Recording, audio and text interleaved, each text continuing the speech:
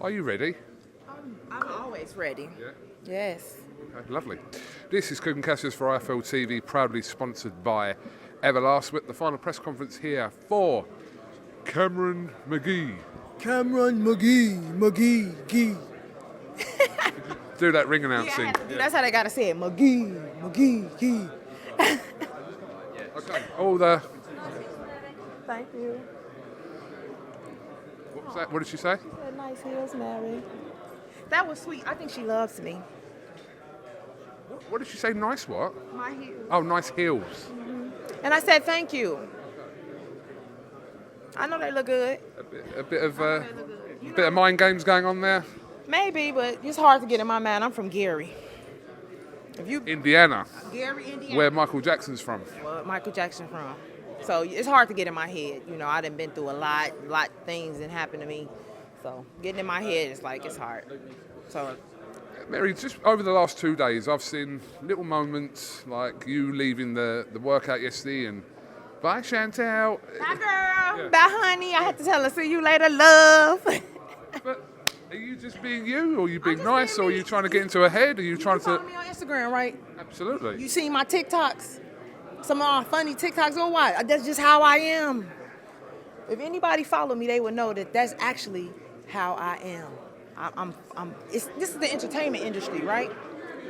Okay, but see, if we're being cynical, we could think that you're trying to lure her into a false sense of security. You know, it's like, hey. No? To me, it's all fun and games, entertainment. I don't care what she do.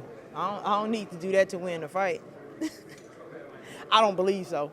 So I want to pick up on some of the comments that you made in that press conference. Quite interested to hear kind of selling tickets out of your car, fighting for $100 a round, and here you are today. yeah, back in the day when I first started boxing, women boxing wasn't popular at all. And I was kind of like in the first batch of the women coming along, and they was only paying $100 a round.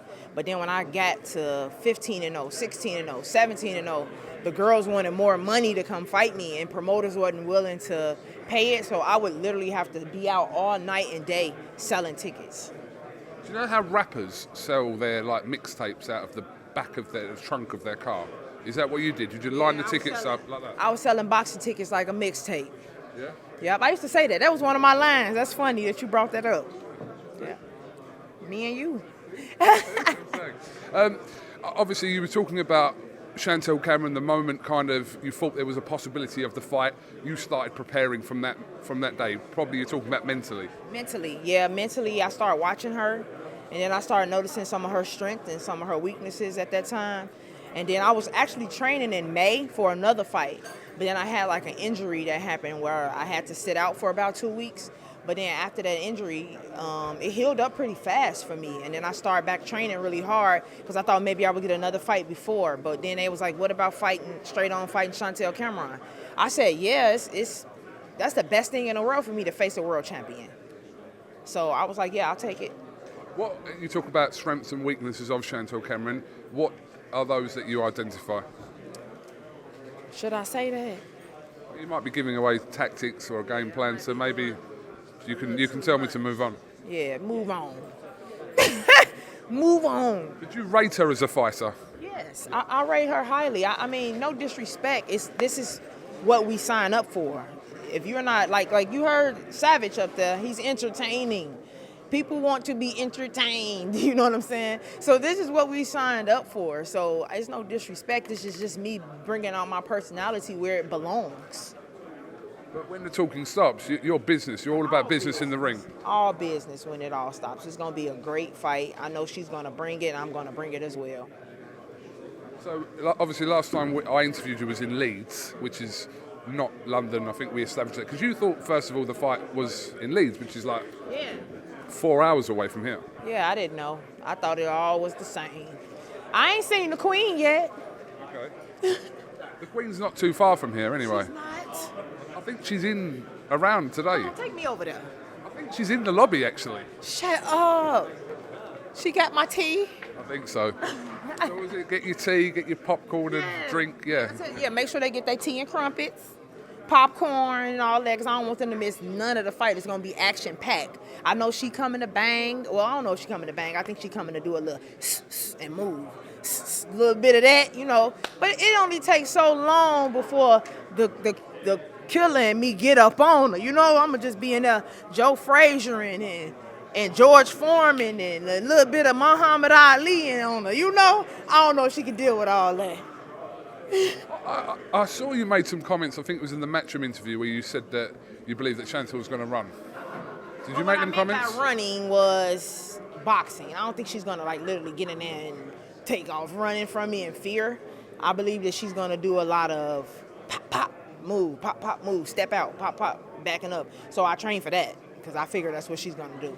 And I've never really, back in the day, I had trouble with that because I never trained for it. I just used to go out there and fight. It was just a passion in me to go fight. But now I've learned you have to have a game plan. You have to be strategic going forward. So if I was smart and I would listen to her interviews and conversations, it would tell me that that's what she's going to do. She's going to try to get on her back foot and just outbox me. And only a fool would not train for that, you know? Okay. See, I still think you're playing mind games here with these comments as well. Are you trying to get her to come and stand and trade with you? I don't think she will. I mean, it's all a big game.